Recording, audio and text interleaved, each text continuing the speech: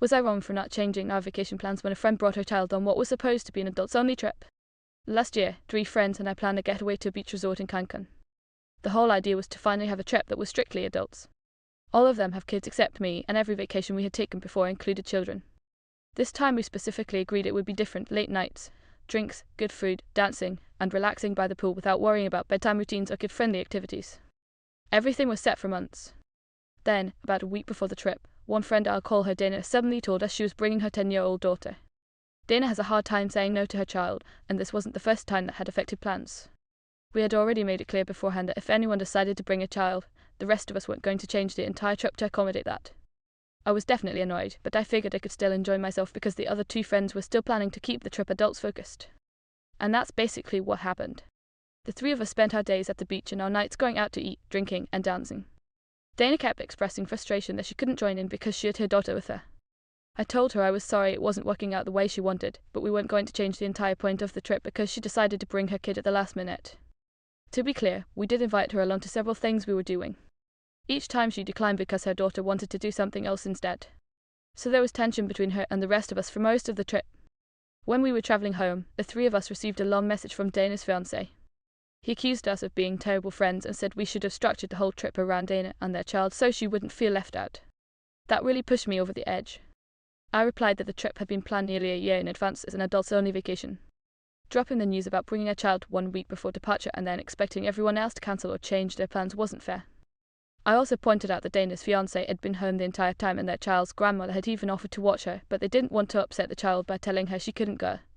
Now both of them are extremely upset with us and feel like we excluded Dana. From my perspective, we stuck to the original plan. She chose to bring her child and organize her time around that decision. Were we wrong for not changing our trip for her? Was I wrong for repairing my daughter's car after her boyfriend said he would handle it? My daughter, Lena, is 21 and recently moved in with her boyfriend, Marcus. We've always been close, and while it was an adjustment when she moved out, I'm happy she's starting her own life. She drives an older sedan with a lot of miles on it. A few weeks ago she mentioned that the steering wheel had started shaking when she reached highway speeds and that the front of the car sometimes shuddered when she braked. She told me Mark said he'd take care of it. Another week passed and nothing had been done about it. Then last weekend Lena came by to visit and said the problem had gotten worse and that she was starting to feel nervous driving it. I took the car for a quick drive and immediately noticed the vibration around 60 mph and the shaking when braking. I pulled the front wheels off in my driveway and saw the brake rotors were clearly warped and the pads were wearing unevenly. I went to the auto parts store, bought new rotors and brake pads, and replaced them that afternoon. It took a couple of hours, and afterward the car drove smoothly again. Lena was very grateful and thanked me several times. To me it didn't feel like a big deal. I've worked on cars most of my life, and she's my daughter. If I can fix something that's making a car unsafe, I will. A few days later Lena and Marcus came over for dinner. At one point Marcus pulled me aside and told me I shouldn't have repaired the car. He said it was his responsibility as her boyfriend to handle things like that and that by doing it myself I stepped on his toes. I told him I wasn't trying to compete with him or prove anything. The car was getting worse, and I simply fixed it while Lena was visiting. Since then he's been a little distant and the atmosphere has been awkward. Lena says he feels like I undermined him. From my perspective, Lena is still my child. If something on her car is unsafe and I'm able to fix it quickly, I'm going to do it. Was I rude for not finishing the meal my daughter-in-law cooked? My daughter-in-law, Annika, comes from an Indian background, and that matters a bit because most of the meals she cooks when we visit are traditional dishes from her culture. I don't dislike them exactly, but I've never really developed a taste for this style of cooking, so it's not something I normally seek out. My son and Annika host family dinners from time to time, and when I attend I usually take a small portion of whatever is being served. I try a bit of everything and eat what I can, but if I'm still hungry afterward I sometimes grab something on the way home. Until recently, this never seemed to be a problem. At the most recent dinner, Annika prepared a green curry with rice. I took a modest portion so I wouldn't waste food, but the flavour was very herb-heavy and just not something I enjoyed. I ate some of it but couldn't bring myself to finish the entire serving. When everyone started cleaning up, I offered to help. That's when Annika pointed out that I hadn't finished what was on my plate. I simply said I wasn't very hungry, thinking that would be the end of it. Later that evening, she sent me a message saying it was disrespectful not to finish the food she prepared. She went as far as saying I wouldn't be welcome at future dinners unless I was willing to finish what she served. I spoke to my son about it, and he sided with her. He said I was being picky and should just finish my plate when I'm a guest in her home. I told him that seemed unreasonable. I'm not a child being forced to eat something I don't like. I even asked whether he would prefer that I not take any food at all and just sit there while everyone else eats. He said that wasn't what he wanted either. Now he thinks I should apologise, but I'm hesitant because I don't feel like I've been openly critical of the food. I still try it and eat some even though it's not my favourite. Was I actually being disrespectful by not finishing the meal? Was I wrong for contacting my friend's insurance after they tried to bill me for an accident? A few weeks ago, my daughter Tem went to a birthday party for a friend who had just turned 11. It was held at a friend's house, and most of the kids ended up outside playing games in the backyard. At one point, they started tossing a football around. The birthday girl's dad was throwing passes while the kids ran routes to catch them. Some background matters here.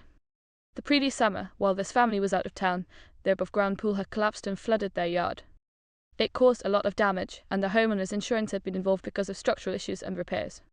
During the reconstruction, heavy equipment had been used in the backyard to rebuild a retaining wall, which left deep ruts and uneven ground in the area where the kids were playing. While running to catch up pass, my daughter tripped in one of those ruts. When she fell, she slammed into a large metal housing box that contained the pool's pump and water connections. The impact broke part of the equipment, and water started pouring out into the yard. They managed to shut off the water, but because of the way the pump had apparently been patched together after the pool incident, they ended up needing to shut off the entire water main.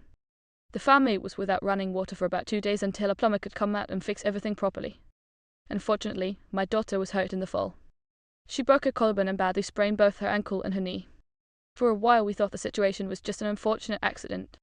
Then, about a week ago, my husband and I received a certified letter from our friends. In it, they said they expected us to pay for the repairs to the damaged pump, the water damage to their yard, and the inconvenience of being without water for 48 hours. That completely caught us off guard. As soon as we received the letter, I contacted their homeowner's insurance company. I already had the information because my friend had talked about the insurance situation during the previous pool incident. I reached out to submit my daughter's medical bills related to the injury. To be clear, we do have health insurance for our child, and before getting that letter we had planned to cover her medical costs ourselves.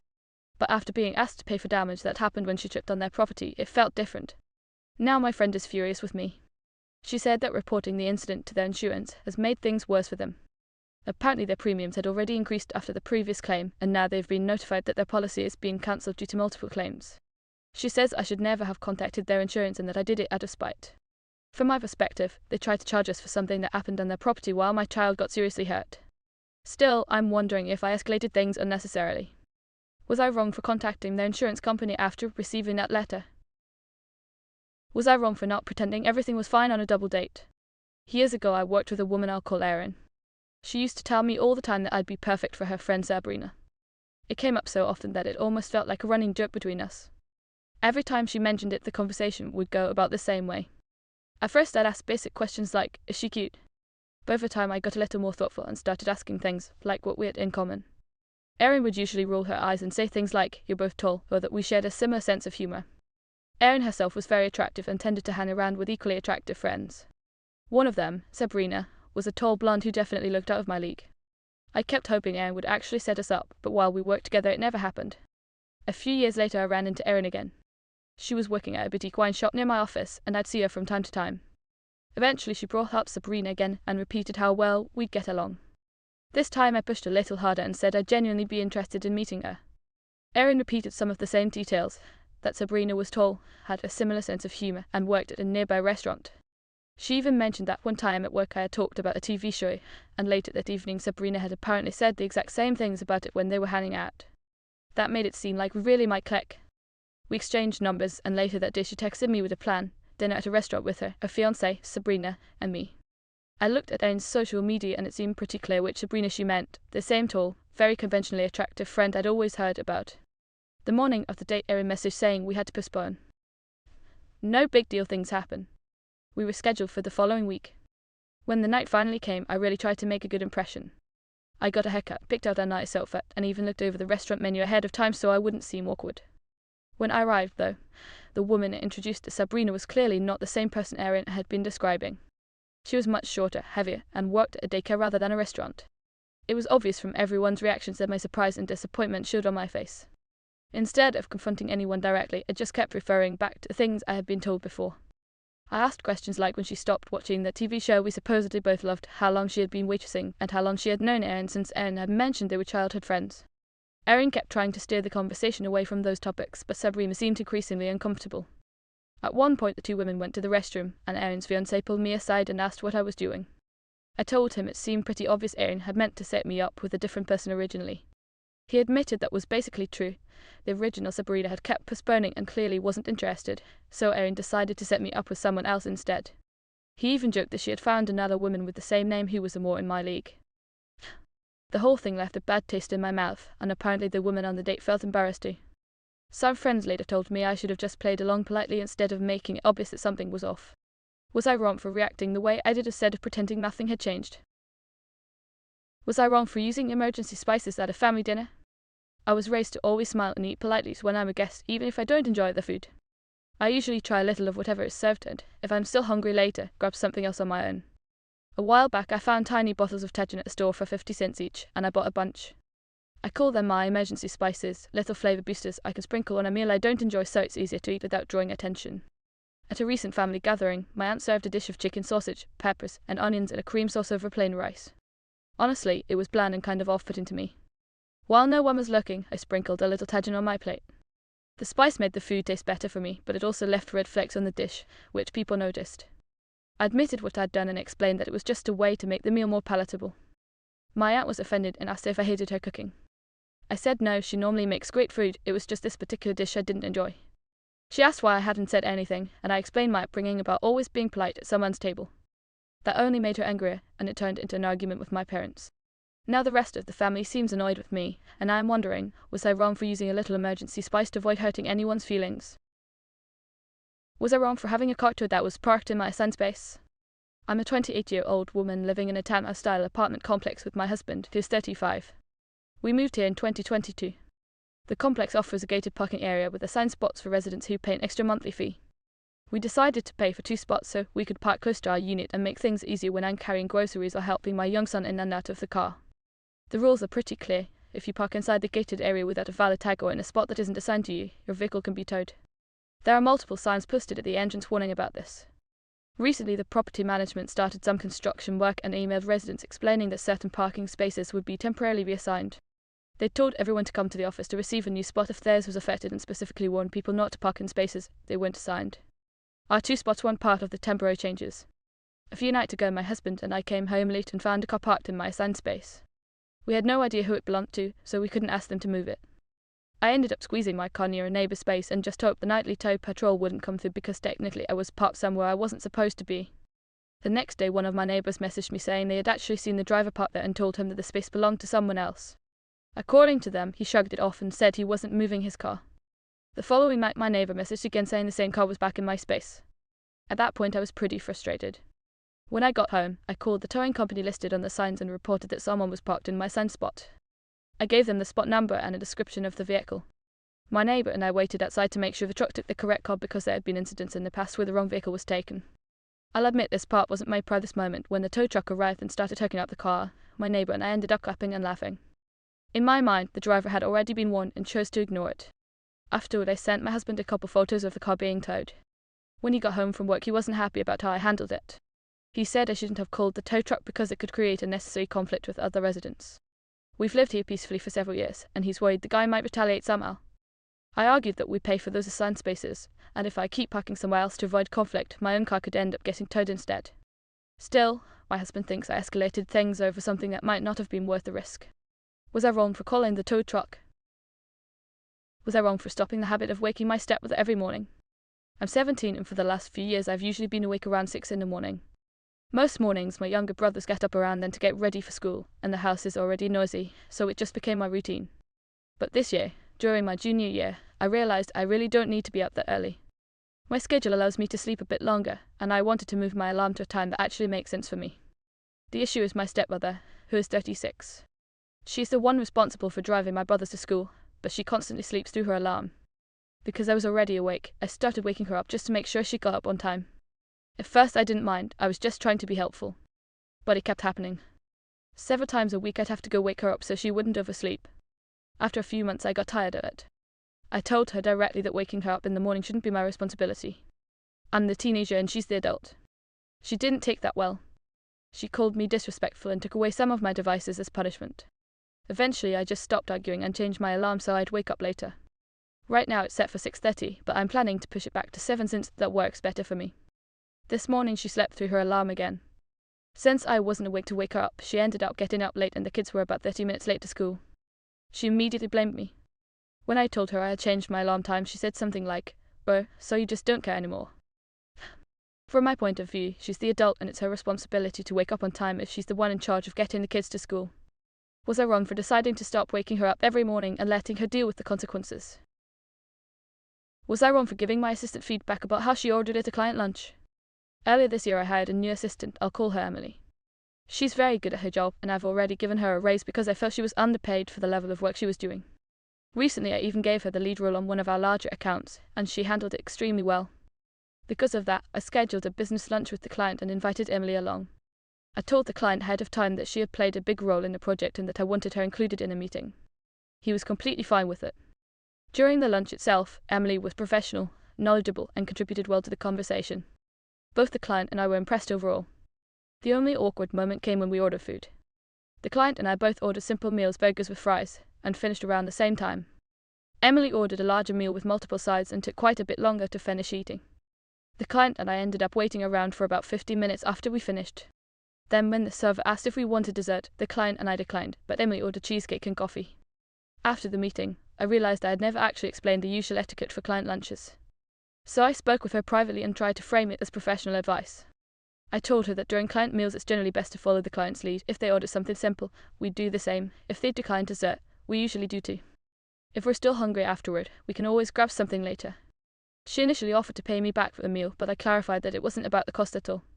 I'm happy to pay for lunch, the point was more about the business dynamic. I explained that I personally choose foods that are easy to eat quickly and cleanly and that allow me to keep pace with the client so no one ends up waiting awkwardly. At that point she became very upset and started crying. She said it was because she's overweight and assumed I was criticizing her eating because of that. I told her that wasn't my intention at all and that I was simply sharing professional strategy. I even gave examples of my own past mistakes at business meals, like ordering something messy and spilling it on my shirt or accidentally ordering something that offended a client's dietary preferences. Despite that, she was still upset when she left. I genuinely meant it as constructive guidance because I think she has a lot of potential and I want to help her succeed. But now I'm wondering if I handled it poorly or if I shouldn't have brought it up at all. Was I wrong for mentioning it? Was I wrong for using a standard P device during a traffic jam? I'm 26 and my boyfriend is 25. Recently we got stuck in a huge traffic jam on the highway. We later found out the road had been closed, but at the time we were completely stopped and not moving at all. While we were sitting there, I suddenly had to use the bathroom really badly. It got to the point where I honestly wasn't sure I could hold it much longer. I noticed a couple of guys getting out of their cars and running over to the side of the road to pee. There were a few small bushes but not much cover. I keep a standard P device in my car for emergencies like camping or road trips. When I grabbed it, my boyfriend started acting uncomfortable. He said that if people saw me peeing standing up, they might assume I was transgender. I told him that wasn't something I was worried about. Lots of women use pee funnels, and even if someone did think that, it wouldn't bother me. He insisted I should just squat instead. I didn't want to do that because it would mean pulling my clothes down on the side of a busy highway and possibly getting messy or exposing myself more than necessary. With the device, I could just unzip slightly, face away from traffic, and be done quickly. He kept asking me not to do it and said he didn't want people looking at his girlfriend and thinking she was transgender. At that point I was really desperate to go. So I got out of the car, turned my back to the road, used the device through the zipper of my jeans, and finished quickly. Nothing was visible from behind except that I was standing near the bushes. When I got back into the car, my boyfriend was upset and barely spoke to me. He said I had ignored his feelings and disrespected him. From my perspective, it was an urgent situation and I handled it in a way that felt more private and practical for me. Was I wrong for going ahead and doing it anyway? Was I wrong for calling out my coworker in front of customers after she kept correcting me? I'm 19 and recently started a new job. One of my coworkers, who's in her mid-20s, has been there longer than I have. Since my first week, she's had a habit of correcting me in front of customers. At first I assumed she was just trying to help because I'm new. But it started to feel less helpful and more like she was trying to show me up. If I explain something to a customer, she'll jump in and interrupt. If I say something slightly off, she'll immediately correct me, and often it's done loudly and in front of everyone. What's frustrating is that sometimes I'm not even wrong. She'll still step in and repeat what I said, just using slightly different words. I've mostly kept quiet because I didn't want to cause tension at work, especially since I'm the new person. Yesterday, though, something similar happened while we were helping a customer. The customer asked about a small detail and I explained it correctly. Before I even finished, my coworker cut in and said, "No, that's not how it works," and then gave essentially the exact same explanation I had just given, only phrased differently. The customer looked confused by the contradiction. So I calmly said, "That's actually what I just said." She immediately went quiet and the customer gave an awkward laugh. Later, she pulled me aside and said I embarrassed her and that it's not okay to undermine co-workers in front of customers. But that's basically what she's been doing to me repeatedly since I started working there. Now I'm wondering if I should have just let it go again instead of responding in front of the customer. Was I wrong for saying something? Was I wrong for refusing to give my sister my old engagement ring after my divorce?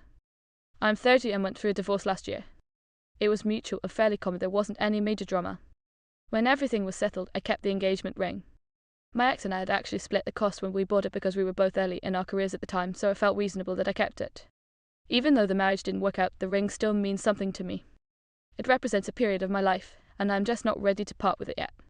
I don't wear it anymore, but I've kept it stored away. My younger sister, who is 25, recently got engaged. Her fiancé doesn't earn much, so he proposed with a very simple ring. She seems happy with it, but she told me they eventually want to upgrade to something nicer when they can afford it. A few days ago she asked if she could buy my old engagement ring from me at a discounted price since I'm not using it. She said it would help them save money and give her something nicer in the meantime. I was honestly caught off guard and told her no. I explained that while I'm not wearing the ring, I'm also not interested in selling it right now. She didn't take that well. She said it was strange and emotionally unhealthy that I'm holding onto a ring from a marriage that ended. Since then, our parents have started hinting that I should reconsider, saying it would be a kind gesture and that it's better for the ring to be used than sitting in a drawer. I still feel like it's my ring and my choice, especially since I helped pay for it. But the way my family is reacting has made me question whether I'm being unreasonable. Was I wrong for refusing to give or sell the ring to my sister? Was I wrong for refusing to host my brother-in-law and his kids again? My husband and I have been together for about 15 years. His brother and his brother's wife have also been together for roughly the same amount of time. Both of our families have 2 kids. Ours are 7 and 4, and theirs are 10 and 4. We live on the same street, so naturally the kids like spending time together and playing. My relationship with my sister-in-law isn't great, but it's civil. We mostly keep our distance and let the kids see each other through my husband and his brother. Over the last couple of months, the kids have started having regular weekend playdates, which I think is great. The issue is that almost all of those playdates happen at our house. Whenever they come over, my husband and his brother usually go off to another room and play video games. That leaves me supervising 4 kids, managing the chaos, and cleaning up the mess afterward. Last weekend when they were over again, I half-jokingly mentioned that the next playdate should happen at the house. I said it would be nice if things rotated so I could also have a quiet weekend sometimes or just take care of things around the house without constantly managing kids. The very next day I came home from work and found my brother-in-law there again. He and my husband were playing video games while the living room was covered in toys from the kids playing. I was really frustrated. Eventually everyone went outside to the playground, but by that point I was already irritated. It's been a few days since then. My husband keeps telling me that his nephew wants to come over again and tries to make me feel guilty for saying no. What bothers me is that they still haven't arranged any playdates at the house, and apparently haven't done so in over a month. I'm not trying to stop the kids from seeing each other.